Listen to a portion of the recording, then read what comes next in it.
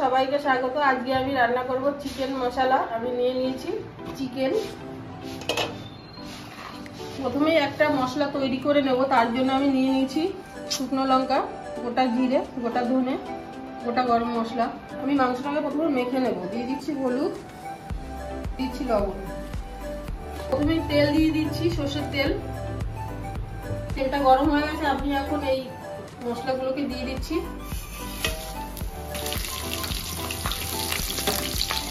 এখন দিয়ে দিচ্ছি পেঁয়াজ, রসুন, আদা।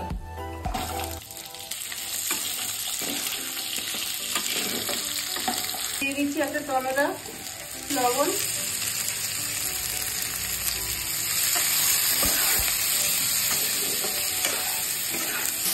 মশলাটাকে আমি ভালো করে ভেজে নিয়েছি। এখন এটাকে আমি নামিয়ে দিচ্ছি, ঠান্ডা করে পেস্ট করে নেব। তেলটা গরম হয়ে গেছে, আমি এখন চিকেনগুলোকে ভেজে নেব।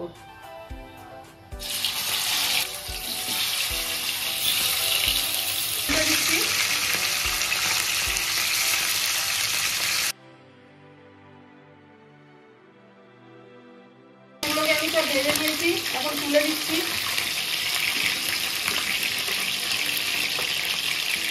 মশলাটাকে আমি পেস্ট করে নিয়েছি, পেস্ট করা মশলাটা দিয়ে দিচ্ছি।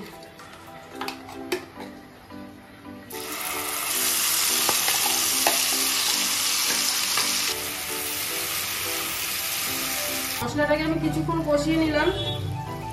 এখন এই যে ভেজে রাখা মাংসটা দিয়ে দিচ্ছি।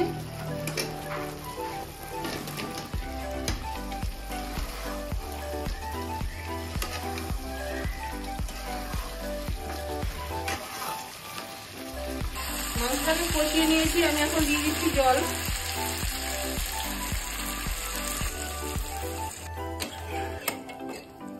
আমি এখন এটাকে ঢাকা দিয়ে দিচ্ছি। 10 থেকে 15 মিনিট আমি এটাকে ফুটিয়ে নেব।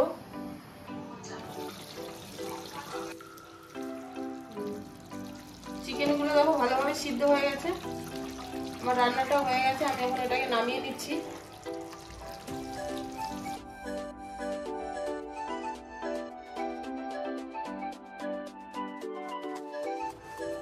চিকেন মশলা রেসিপিটা রেডি হয়ে গেছে।